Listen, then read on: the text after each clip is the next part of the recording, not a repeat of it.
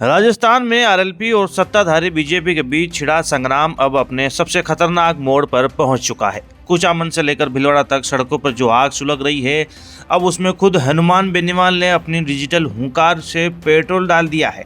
नागौर सांसद हनुमान बेनीवाल ने सीधे मुख्यमंत्री भजनलाल शर्मा को ललकारते हुए आर पार की खुली चेतावनी दे डाली है। बेनीवाल ने डंके की चोट पर ऐलान कर दिया है कि राष्ट्रीय लोकतांत्रिक पार्टी सत्ता की लाठी और गोली से डरने वाली नहीं है। संतों पर दबाव, 27 मई की आधी रात का वो सीक्रेट समझौता और आरएलपी कार्यकर्ताओं पर रातों रात दर्ज हो रहे झूठे मुकदमे। आखिर बेनीवाल के इस 5 पन्ने के पोस्ट ने राजस्थान की सियासत में कौन सा भयंकर भूचाल ला दिया है, चलिए देखते हैं। सबसे पहले बेनीवाल के सबसे बड़े दावे और सरकार की कथित वादा खिलाफी को समझिए। जयपुर के भैराना धाम दादू पंथ का केंद्र को औद्योगिक क्षेत्र यानी रिको के अधिग्रहण से बचाने के लिए संत समाज 2 महीने से आंदोलन कर रहा है। बेनीवाल ने खुलासा किया है कि 27 मई को जब आरएलपी वहां पहुंची तो आधी रात के बाद प्रशासन से उनकी वार्ता हुई। प्रशासन ने सार्वजनिक रूप से सहमति जताई थी कि रिको परियोजना को हटाने की प्रक्रिया शुरू की जाएगी और एक संयुक्त समिति बनेगी। बेनीवाल का सीधा आरोप है कि 27 मई से आज 1 जून हो गई है, लेकिन सरकार ने अपने वादों पर कोई ठोस कार्रवाई नहीं की है, जो सरकार की विश्वसनीयता पर सबसे बड़ा सवाल है।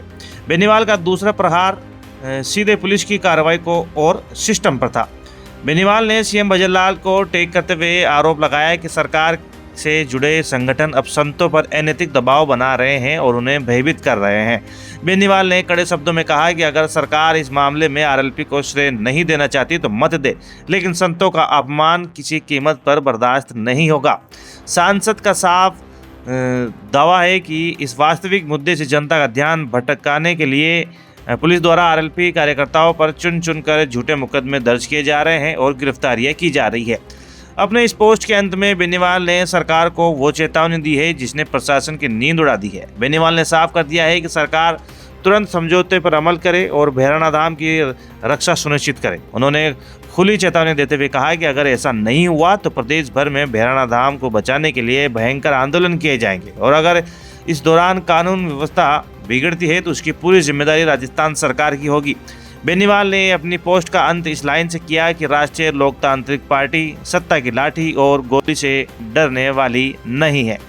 बेनीवाल का ये पोस्ट साफ इशारा है कि ये लड़ाई अब सिर्फ मदन राठौड़ तक सीमित नहीं है, बल्कि सीधे मुख्यमंत्री भजनलाल शर्मा के दरवाजे तक पहुंच चुकी है। भैराना धाम का मुद्दा अब राजस्थान की सियासत का सबसे बड़ा फ्लैश पॉइंट बन चुका है।